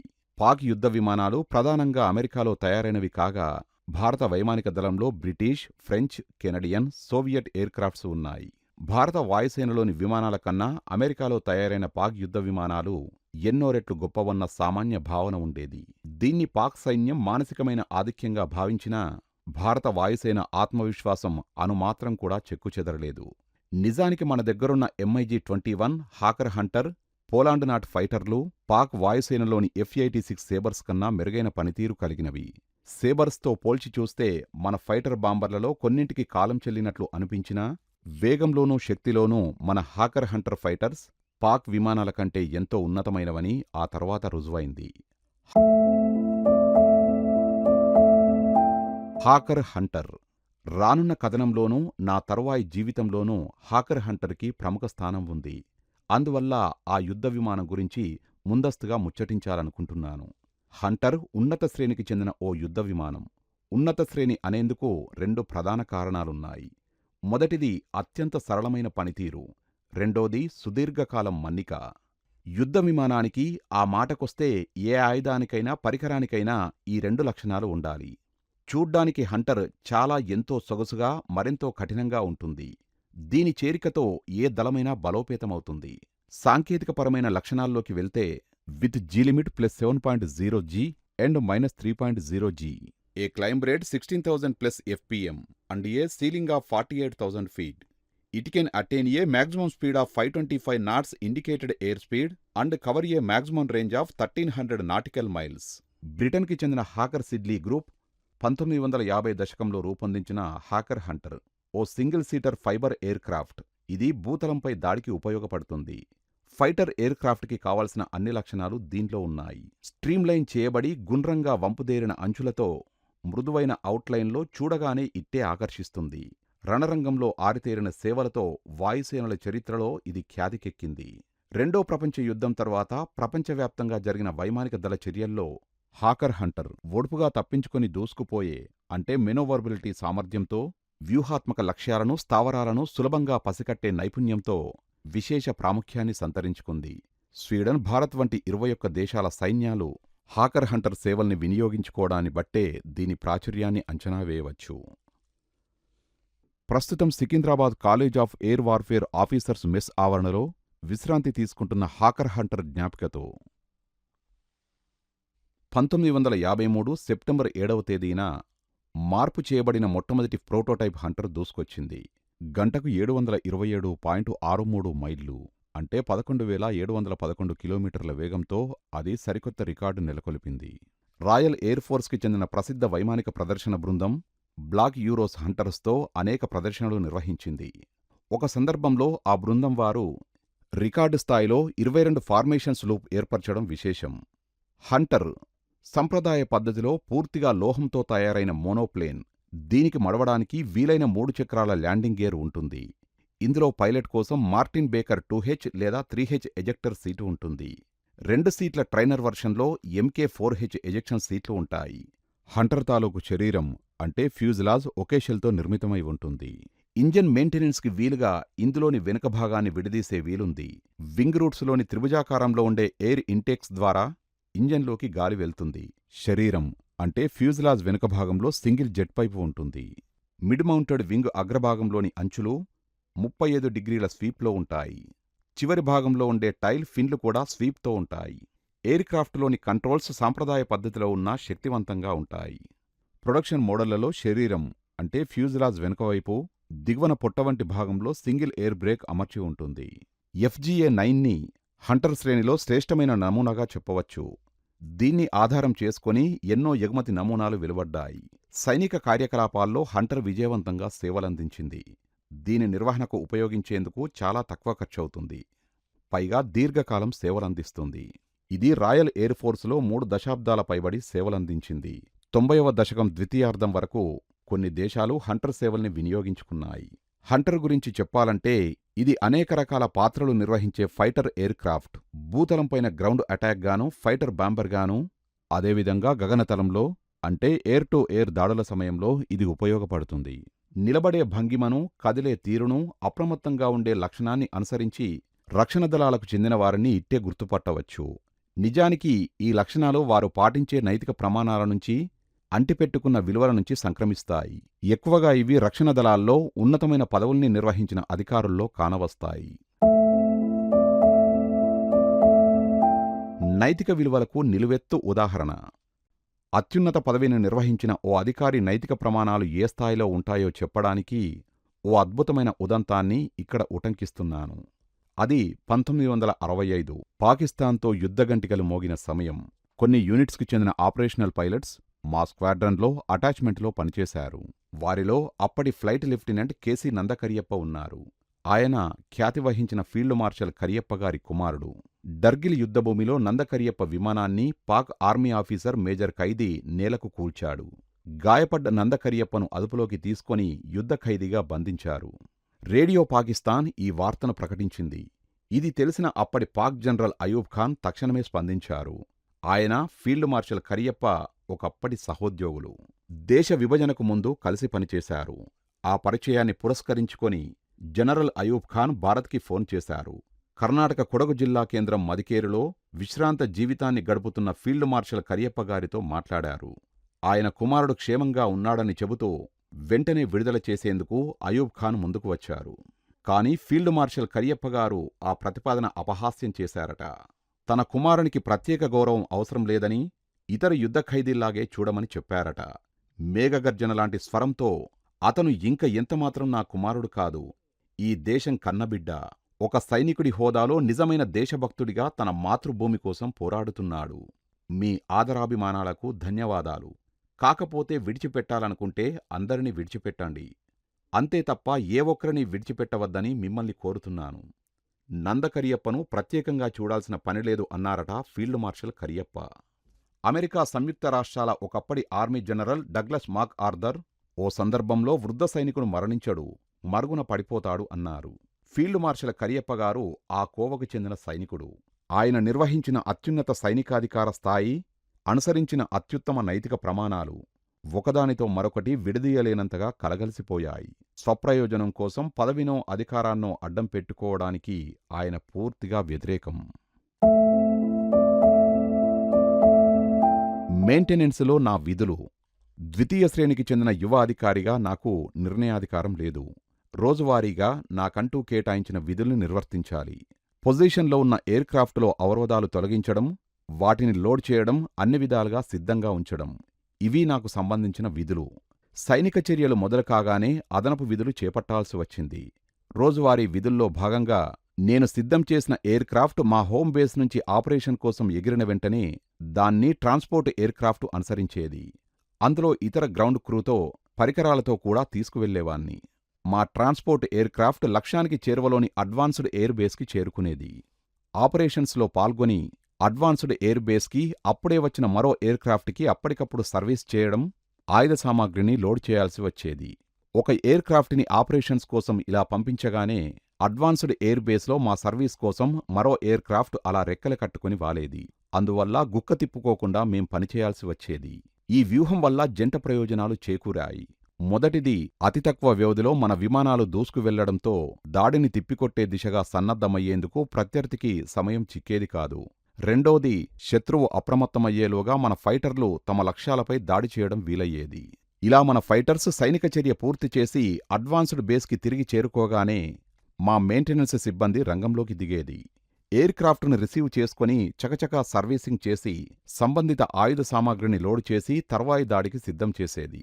చిట్టచివర సార్టీ పూర్తి కాగానే మా మెయింటెనెన్స్ సిబ్బంది ప్యాకప్ చేసి అడ్వాన్స్డ్ బేస్ నుంచి మా హోమ్ బేస్కి చేరుకునేవాళ్లం. సార్టీ నుంచి వచ్చిన కొన్ని ఎయిర్క్రాఫ్టులకు చిల్లులు పడేవి, అనేక అవరోధాలు ఏర్పడేవి, కొన్నింటికైతే ఇంజన్ మార్చాల్సి వచ్చేది. హోమ్ బేస్లో ఈ మరమ్మతులు పూర్తి చేసేందుకు రాత్రంతా పనిచేసేవాళ్లం. పాసివ్ ఎయిర్ డిఫెన్స్లో భాగంగా నేను పనిచేసే ప్రాంతం పరిసరాల్లోనే నాకు కేటాయించిన విధులు నిర్వహించేవాణ్ణి. ఒకవైపు దెబ్బతిన్న ఎయిర్క్రాఫ్ట్కి మరమ్మతులు, సర్వీసింగ్ లాంటివి చేస్తూనే మరోవైపు పాసివ్ ఎయిర్ డిఫెన్స్ పనులు కూడా నిర్వహించేవాణ్ణి. భుజం మీద స్టెన్ గన్ పెట్టుకుని సైకిల్ మీద వెళ్లేవాణ్ణి. శత్రు వైమానిక దాడిని హెచ్చరిస్తూ సైరన్ వినిపించగానే ఆత్మరక్షణ కోసం దగ్గర్లో ఉన్న కందకంలోకి దూకి తలదాచుకునేవాణ్ణి. కొన్ని సమయాల్లో స్టెన్ గన్ లాక్ చేయకుండా నా భుజానికి అలానే ఉండేది. భగవంతుడి కరుణ వల్ల నాకెలాంటి ముప్పు వాటిల్లలేదు. కొన్ని సందర్భాల్లో విపరీతమైన పని ఒత్తిడి వల్ల తీవ్రంగా అలసిపోయేవాణ్ణి. హ్యాంగర్లోనే ఉండిపోయేవాణ్ణి. హ్యాంగర్లోనే 2 బల్లల్ని దగ్గరగా చేర్చి నిద్రపోయేవాణ్ణి. ఆపరేషన్స్ పూర్తయ్యే వరకు యంత్రంలాగా పనిచేసేవాళ్లం. రోజు విడిచి రోజు హోమ్ బేస్ నుంచి అడ్వాన్స్ బేస్కు వెళ్లడం, అక్కడ గుక్క తిప్పకుండా విసుగు విరామం లేకుండా పనిచేయడం సాధారణమైపోయింది. 1965 ఇండో-పాక్ యుద్ధం నాటికి కొత్తగా స్క్వాడ్రన్లో చేరాను. అక్కడ చాలామంది యువ పైలట్లు నా సమవయస్కులే. ఆ సామీప్యం వల్ల వారితో స్నేహానుబంధం ఏర్పడింది. పైలట్స్తో భుజం కలిపి పనిచేయడం అదో అద్భుతమైన అనుభవం. యుద్ధ సమయంలోనే కాదు, శాంతి సమయంలో సైతం మా స్నేహానుబంధం కొనసాగింది.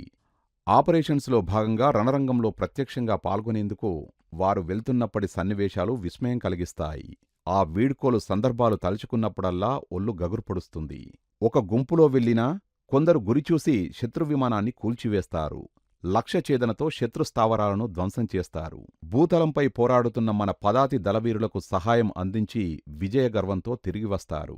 ఇంకొందరు శత్రు భూభాగంలో చిక్కుకొని వీరస్వర్గం అలంకరిస్తే మరికొందరు యుద్ధ ఖైదీలుగా పట్టుబడి జైళ్లలో మగ్గిపోతారు. పై 3 వర్గాలకు చెందిన నిర్భాగ్యులు ఉంటారు. వారు ఎక్కడున్నారో, ఏ లోయలో, ఏ అడవిలో పడి గాయాల పాలయ్యారో శత్రువు చేతిలో చిత్రహింసల పాలయ్యారో, అసలు జీవించి ఉన్నారో లేదో కూడా తెలియదు. వారిని LIA లాస్ట్ ఇన్ యాక్షన్ అంటే ఆచూకీ తెలియని కేటగిరీగా పరిగణిస్తారు. ఇలా ఆలోచించినప్పుడల్లా నా ప్రియమిత్రుడు ఫ్లైట్ లెఫ్టినెంట్ KP మురళీధరన్ స్మృతులు నన్ను వెంటాడతాయి. 1971 ఇండో-పాక్ యుద్ధంలో మురళీధరన్ పేరు LIA జాబితాలో చేరింది. అప్పటి పత్రికల్లో అతడి గురించి అరకొరగా ఆర్టికల్స్ వచ్చాయి. మురళీధరన్తో కలుపుకొని ఆచూకీ తెలియని జాబితాలో సుమారు 25 మంది ఫోటోలు, రేఖాచిత్రాలు మీడియాలో కనిపించాయి.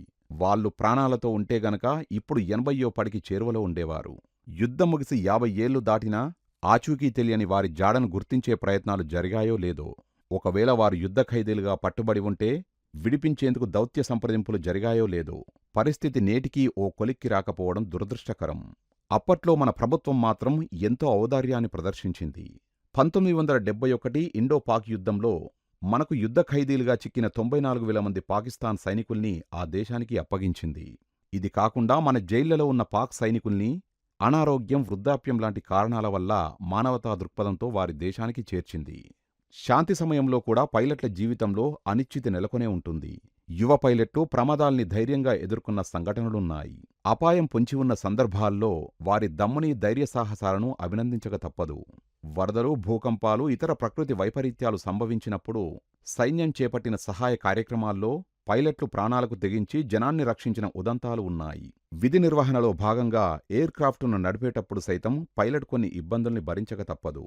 ముఖ్యంగా ఎయిర్ క్రాఫ్ట్ నుంచి ఎజెక్ట్ అయ్యే ప్రక్రియలో పైలట్లు తరచూ వెన్నెముకపై తీవ్రమైన ఒత్తిడికి గురవుతారు. దానివల్ల రకరకాల ఇబ్బందులు పడతారు. కొందరు త్వరగా కోలుకుంటారు, మరికొందరు డౌన్ గ్రేడ్లో శాశ్వతంగా కిందికి దిగిపోతారు.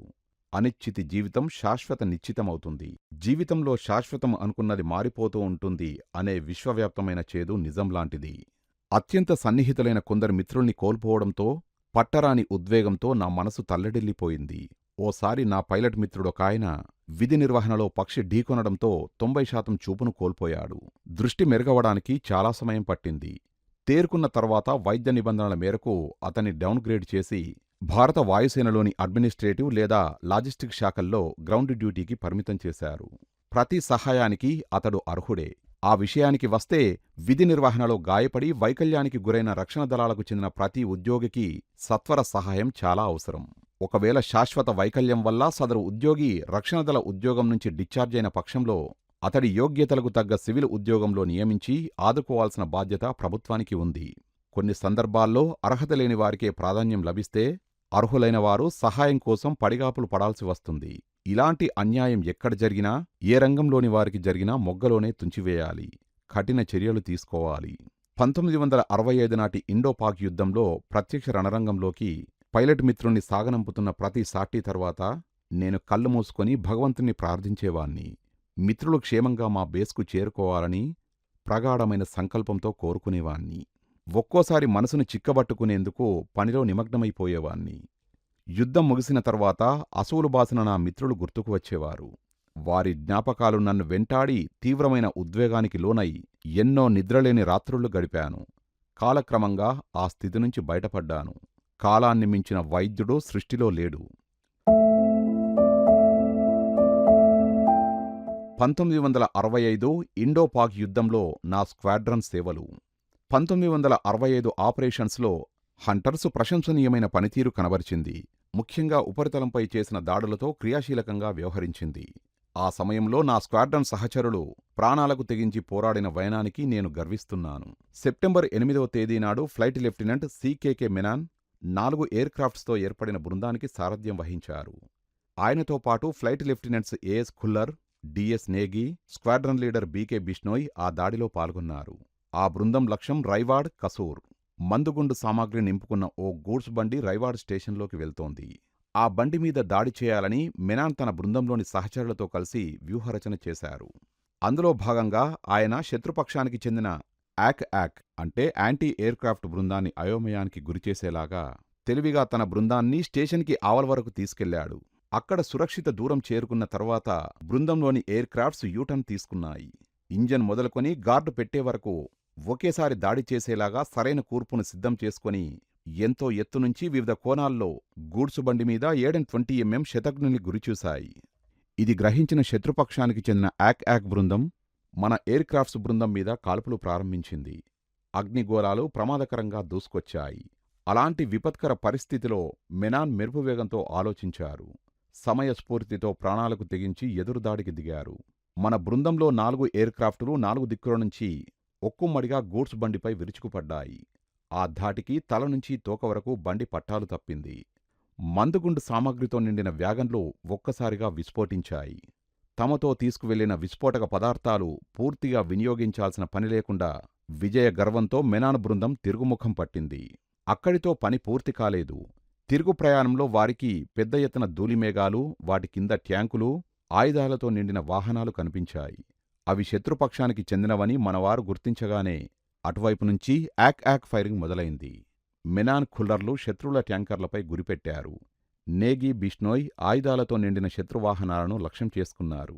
ప్రాణాంతకమైన యాక్ ఫైర్ను తప్పించుకుంటూ గగనతలంలో ప్రమాదకర విన్యాసాలు చేస్తూ 4 ఫిరంగులతో శత్రువుల కాన్వాయ్లోని ట్యాంకులను, ఆయుధాలతో నిండిన వాహనాలను నీలమట్టం చేశారు. ఈ పోరాటంలో హంటర్స్ గ్రౌండ్ ఫైర్ బారిన పడ్డాయి. మెనాన్ నడిపిన ఎయిర్క్రాఫ్ట్ పోర్ట్ వింగ్ బాగా దెబ్బతింది. బాగా కారిపోవడం వల్ల ఇంధనం ప్రమాదకర స్థాయికి చేరుకుంది. ఎయిర్ స్పీడ్ ఇండికేటర్ పూర్తిగా దెబ్బతింది. అదేవిధంగా ఖుల్లర్ నడిపిన ఎయిర్క్రాఫ్ట్ తాలూకు ఫ్యూయల్ ట్యాంకు చిల్లులు పడింది. అత్యంత ప్రతికూల పరిస్థితిని అధిగమించి 4 క్షేమంగా చేరుకున్నారు. వీరోచిత ప్రదర్శనను రికార్డ్స్లో నమోదు చేసుకున్నారు. హంటర్స్ అందించిన అద్భుతమైన గ్రౌండ్ సపోర్ట్కి ఉదాహరణగా ఇది నిలిచిపోయింది. మెనాన్ కెరీర్లో మరో ఆసక్తికర సంఘటన కూడా జరిగింది. దాన్ని ఆయన తేలిగ్గా తీసుకున్నాడనుకోండి. మెనాన్ స్ఫురద్రూపి, తెల్లటి శరీర ఛాయ, పొడుగాటి విగ్రహం, నీలికళ్ళు, చూడ్డానికి బ్రిటిష్ వ్యక్తిలా ఉండేవాడు. ఓసారి ఇన్ఫార్మర్ పార్టీలో ఆయనకు ఓ అమెరికన్ ఎదురయ్యాడు. అప్పుడు మెనాన్ సరదాగా అతన్ని ఆట పట్టించాలని తన పూర్తి పేరుతో కృష్ణమెనాన్ అని పరిచయం చేసుకున్నాడు. అమెరికాతో స్నేహపూర్వక సంబంధాలు లేని కాలంలో అప్పటి మన రక్షణ మంత్రి కృష్ణమెనాన్ ఐక్యరాజ్యసమితి జనరల్ అసెంబ్లీలో అమెరికా విధానాల్ని విమర్శిస్తూ చేసిన ప్రసంగం బాగా ప్రాచుర్యం పొందింది. అందువల్ల కృష్ణమెనాన్ పేరు వినగానే అమెరికన్లు అదోలా చూసేవారు. పార్టీలో ఫ్లైట్ లెఫ్టినెంట్ మెనాన్ తనను ఆట పట్టిస్తున్నాడని గ్రహించిన అమెరికన్ సరదాగా తన పేరు జాన్ పాస్టర్ డలెస్ అంటూ భారతదేశం పట్ల అంతగా సుముఖుడు కాని అప్పటి అమెరికా సంయుక్త రాష్ట్రాల సెక్రటరీ పేరు చెప్పాడు. ఇద్దరూ నవ్వుకున్నారు. గగనతలంలో పరస్పరం, ఎయిర్ టు ఎయిర్ కంబాట్. గగనతలంలో పరస్పరం తలపడే పోరాటాల్లో హంటర్స్ రాణించలేదు. ఈ తరహా యుద్ధాలకి భారత వైమానిక దళం బ్రిటన్లో తయారైన నాటి యుద్ధ విమానాలను వినియోగించింది. భూతలం మీద దాడులకు మాత్రమే హంటర్స్ని, మిస్టేర్స్ని ఉపయోగించేది. ఇందుకు మినహాయింపుగా 2 అరుదైన సందర్భాల్లో హంటర్స్ గగనతలంలో సైతం పోరాడాయి. ఓ సందర్భంలో నా స్క్వాడ్రన్ సహచరుడు, సన్నిహితుడు ఫ్లైట్ లెఫ్టినెంట్ ఆర్డి బున్షా మరణించారు. F-86 సేబర్స్ 6.5G కన్నా హంటర్స్ 7G మెరుగైన అవుట్పుట్ కలిగినవి. స్వల్ప మధ్యస్థాయి ఎత్తులలో హంటర్స్తో సరిసమానంగా సేబర్స్ పనిచేస్తాయి. కాకపోతే 20,000 అడుగుల ఎత్తులో, అది కూడా ట్యాంకులు సలసల కాగిపోయే వేసవిలో హంటర్స్తో సేబర్స్ సరితూగలేవు. అందువల్ల బాగా ఎత్తైన గగన ఉపరితలాల్లో పోరాడాల్సి వచ్చినప్పుడు హంటర్స్ మీద ఆధారపడక తప్పదు. 1971 ఇండో-పాక్ యుద్ధంలో భారత వాయుసేనకు చెందిన ఓ స్క్వాడ్రన్ లీడర్ యుద్ధ ఖైదీగా పాక్ సైన్యానికి చిక్కాడు. వైద్య కారణాల వల్ల ఆయన్ని పాకిస్తాన్ విడిచిపెట్టింది. మీడియాలో ఆ కథనం వెలువడింది. చాలా కాలం తర్వాత ఆయన్ని నేను లక్నోలో కలిశాను. మాటల్లో యుద్ధ ఖైదీగా తన అనుభవాన్ని వివరించారు. యుద్ధ ఖైదీల కోసం ఏర్పాటు చేసిన శిబిరానికి పాక్ సైనికులు తనను తీసుకువెళ్లినప్పుడు ఆందోళనకు గురయ్యాడట. ఎలాంటి తిండి పెడతారో, ఎక్కడ తలదాచుకోమంటారో, వైద్య సహాయం ఉందో లేదో, అన్నిటినీ మించి శత్రుస్థావరంలో పరిస్థితులెలా ఉంటాయో అని ఆతృతగా ఓ బిలెట్లోకి అడుగుపెట్టాడట. అంతలో ఒక్కసారిగా పెద్దపెట్టున నవ్వులు వినిపించాయట. తనకు బాగా పరిచయం ఉన్న గొంతు నుంచి నవ్వులు చెవిన పడగానే హమ్మయ్య అని తేలికపడ్డారట. అక్కడ యుద్ధ ఖైదీలుగా ఉన్న IAF మిత్రులు అతడి చుట్టూ చేరి ఆప్యాయంగా పలకరించారట. అలా నవ్విన వ్యక్తి flight lieutenant Dilip Parulkar. Hunter స్క్వాడ్రన్లో ఆయన నా సీనియర్ సహచరుడు. 1965 ఆపరేషన్స్లో ఆయనకు వాయుసేన మెడల్ వచ్చింది. దిలీప్ పారుల్కర్ హంటర్ మీద ఆపరేషన్కి వెళ్ళినప్పుడు కాల్పుల్లో ఆయన భుజం గాయపడింది. అప్పుడు అత్యవసర పరిస్థితిలో ఆయన శత్రుభూభాగంలో ఎజెక్ట్ కావాల్సి వచ్చింది. ఆయన్ని పాక్ సైనికులు యుద్ధ ఖైదీగా తీసుకువెళ్లారు. యుద్ధం తర్వాత విడుదల చేశారు. మా స్క్వాడ్రన్ పనితీరుకు లభించిన ప్రశంసలు, సాహస పురస్కారాలు. Flight lieutenant C. K. Menon Vir Chakra, flight lieutenant Parulkar వాయుసేన మెడల్, 1971 యుద్ధంలో శత్రువు ప్రయోగించిన షెల్ తగిలి ఆయన భుజానికి గాయమైంది. యుద్ధ ఖైదీగా ఉన్నాడు. యుద్ధం తర్వాత విడుదలయ్యారు. మా స్క్వాడ్రన్లో మరణించిన వారు ఉన్నారు. యుద్ధ సమయంలో ఫ్లయింగ్ ఆఫీసర్ ఆర్డి బున్షా శత్రు భూభాగంలో జరిగిన పోరాటంలో అమరుడయ్యాడు. శాంతి సమయంలో ఫ్లయింగ్ ఆఫీసర్ పంతు వైద్య పక్షి ఢీకొనడం వల్ల కళ్ళు బాగా దెబ్బతిన్నాయి. ఫ్లైట్ లెఫ్టినెంట్ ఇక్బాల్ సింగ్ పక్షి ఢీకొన్న అదే సందర్భంలో గాయపడ్డారు. ఫ్లయింగ్ ఆఫీసర్ ఉపాధ్యాయ మానోవర్స్లో నేలను ఢీకొన్నారు. బహుశా కంట్రోల్ సర్ఫేసెస్ వైఫల్యం వల్ల కావచ్చు. చింతిస్తున్నాను. ఇంకా మరికొందరు ఉన్నారేమో. చాలా కాలమైంది. గుర్తున్న పేర్లు మాత్రమే ఉటంకించాను. లోగడ చెప్పినట్లు జీవితం ఎలా ఉంటుందో, ఎప్పుడు ఏమవుతుందో మనిషి అవగాహనకు అందని విషయం. దురదృష్టం మన తాత్విక దృక్పథాన్ని కుంటుపరుస్తుంది. అనిశ్చిత ఒక్కటి నిశ్చితంగా నిలుస్తుంది. దీనికి విరుగుడు స్వీయ క్రమశిక్షణ, విశ్వాన్ని నియంత్రించే అత్యున్నత శక్తిపై దృఢమైన విశ్వాసం. ఆ శక్తిని మీరు దేవుడు అనండి లేదా మరో పేరుతో పిలవండి. జీవితంలో ప్రశంస పాత్రమైనది ఏదైనా ఉంటే దాన్ని ఆచరించండి.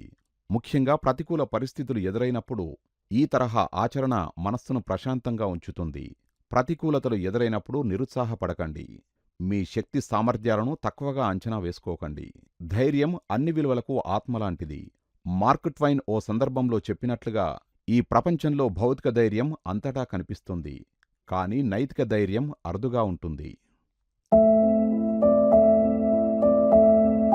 తారలు దిగివచ్చిన వేళ 1965 ఇండో-పాక్ యుద్ధం తర్వాత అదే ఏడాది అక్టోబర్లో నన్ను శిక్షణ కోసం లూథియానా సమీపంలోని హల్వారా ఎయిర్ఫోర్స్ స్టేషన్కి పంపించారు.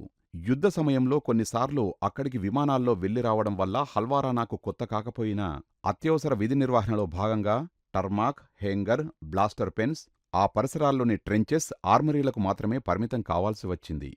హల్వారాలో శిక్షణ కోసం ఒకే స్ట్రీమ్కి చెందిన నేను, మా AFTC batchmate pilot officer S Rajagopalan వెళ్ళాం. మెస్లో ఒకే గది పంచుకున్నాం.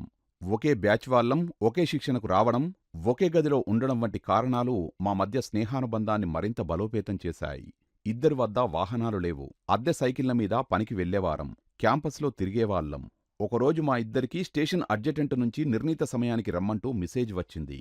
వెళ్లగానే మమ్మల్ని ఫ్లైట్ లెఫ్టినెంట్ పార్థసారథికి పరిచయం చేశారు. అప్పట్లో ఆయన ఎస్ఏటీసీఓ అంటే సీనియర్ ఎయిర్ ట్రాఫిక్ కంట్రోల్ ఆఫీసర్గా ఉన్నారు. ఆయనతో బ్రీఫ్ తీసుకున్నప్పుడు విషయం అర్థమైంది. అప్పటి మద్రాసు నగరం నుంచి దక్షిణ భారత సినిమా తారలు హల్వారా ఎయిర్ఫోర్స్ స్టేషన్కి వస్తున్నారని, వాళ్ల ఆతిథ్య బాధ్యతలను లైజన్ ఆఫీసర్ హోదాలో ఫ్లైట్ లెఫ్టినెంట్ పార్థసారథి పర్యవేక్షిస్తారని తెలిసింది. నన్ను, పైలట్ రాజగోపాల్ని డిప్యూటీ లైజన్ ఆఫీసర్లుగా నియమించారు. సినిమా తారల విడిది ఏర్పాట్లకు సంబంధించి ఫ్లైట్ లెఫ్టినెంట్ పార్థసారథి మాకు కొన్ని బాధ్యతలు అప్పగించారు. మర్నాడు మధ్యాహ్న భోజన సమయానికి కాస్త ముందుగా సినీ తారల బృందం ఢిల్లీ నుంచి నేరుగా దిగింది. రిఫ్రెష్మెంట్స్, టీ, కాఫీ, సాఫ్ట్ డ్రింక్స్తో స్వాగత సత్కారాలు జరిగాయి. బృందంలో ఉన్నవారంతా తమిళ చలనచిత్ర పరిశ్రమకు చెందినవారే. ప్రఖ్యాత నిర్మాత ఏఎల్ శ్రీనివాసన్ నేతృత్వంలో అగ్రశ్రేణి నటీనటులు, గీత రచయితలు, సంగీత దర్శకులు, సాంకేతిక నిపుణులు పెద్ద సంఖ్యలోనే వచ్చారు. తెలుగు సినిమాల ద్వారా పరిచయమై తమిళం చిత్రాల్లో రాణిస్తున్న ప్రఖ్యాత నటీమణులు ఆ బృందంలో ఉన్నారు. వారిలో నడిగర్ తిలకం శివాజీ గణేశన్, కాదల్ మన్నన్ జెమిని గణేశన్, ఆయన శ్రీమతి మహానటి సావిత్రి, ప్రముఖ తమిళ హాస్యనటుడు చంద్రబాబు, దక్షిణ భారత చిత్రాలతో పాటు జిస్ దేశ్ మే గంగా బెహతీ హై లాంటి హిందీ చిత్రంతో తారాపథంలోకి దూసుకువెళ్లిన పద్మిని, దేవిక, రాజసులోచన, అప్పుడే మలయాళీయ కన్నడ చిత్రంతో సినిమాల్లో ప్రవేశించిన జయలలిత, ఒకప్పుడు తారగా వెలుగొందిన ఆమె తల్లి సంధ్య వంటి తారాతోరణం సందడి చేసింది. కాన్వెంటులో చదువుకున్న జయలలిత ఇంగ్లీష్ సంభాషణతో అందరినీ ఆకట్టుకోవడం నాకు బాగా గుర్తుంది. నాటి వినోద కార్యక్రమంలో భాగంగా నవరాత్రి తమిళ వర్షన్లోని కొన్ని ఘట్టాలను శివాజీ, సావిత్రి ప్రదర్శించారు. జయలలిత నాట్య ప్రదర్శన ప్రత్యేక ఆకర్షణ. సభ్యుల వినోద కార్యక్రమాలన్నీ దాదాపుగా తమిళంలోనే జరిగాయి. తమిళ పాటలకు డ్యాన్సులు వేశారు. తమిళంలో స్కిట్స్ ప్రదర్శించారు. చంద్రబాబు హాస్యనటనతో అలరించారు. సంగీత దర్శకులు ఎంఎస్ విశ్వనాథన్ పర్యవేక్షణలో గానకోకిల పి. సుశీల గారు తెలుగు, తమిళ, కన్నడ చిత్రాల్లోని పాటల్ని అత్యంత మధురంగా ఆలపించారు. పరిచయాల సందర్భంగా అందరితో నేను విశాఖ ప్రాంతం వాన్నని చెప్పాను. విశేషించి గానకోకిల పి. సుశీల గారితో నా సంభాషణ ఆసక్తిగా సాగింది. మాది సాలూరు అని చెప్పగానే ఆవిడ ఆనందానికి అంతులేదు. ఆమె స్వస్థలమైన విజయనగరానికి మా ఊరు సుమారు 45 కిలోమీటర్ల దూరంలో ఉంది. సాలూరులో తమ బంధువులు ఉన్నారని చెప్పారామె. అలా చెబుతూ తన భర్తని, సోదరిని నాకు పరిచయం చేశారు. నన్ను కాఫీ తీసుకోమన్నారు.